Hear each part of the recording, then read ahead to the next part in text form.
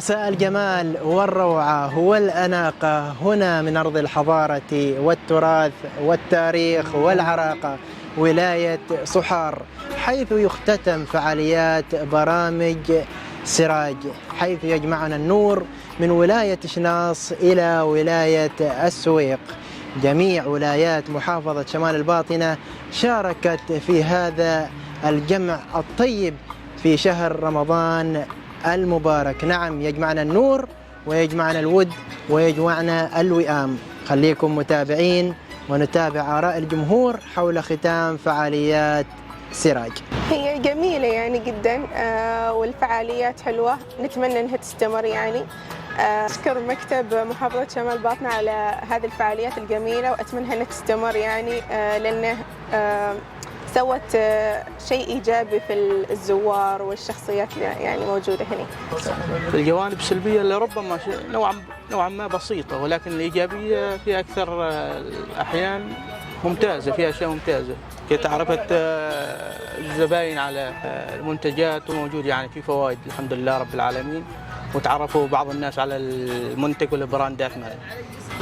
الشكر الجزيل لكل من ساهم في هذا المشروع الناجح، ولكل من دعم هذه الأشياء، المؤسسات الصغيرة والمتوسطة يعني. الفعالية طبعا ممتازة الحمد لله، الزوار في عدد كبير، خاصة في الإجازات في الويكند، في كان مسرح وكان نهايته بالأمس تاريخ 16. بالنسبة للفوائد في الأسر المنتجة الحمد لله متفاوت على حسب المنتج اللي يتروج عنه، في شركات صغيرة ومتوسطة، والحمد لله الكل مستفيد. نتمنى إن شاء الله في القادم يكون أفضل وأفضل. طبعا احنا مشاركين في المهرجانات السابقة المنيال والترفيهي، وكان بعد ممتاز جدا جدا. والله الفعالية وايد ممتازة، نشكر سراج على الجهود المبذولة، ونشكر القائمين عليه أيضا. مهرجان طيب والحمد لله.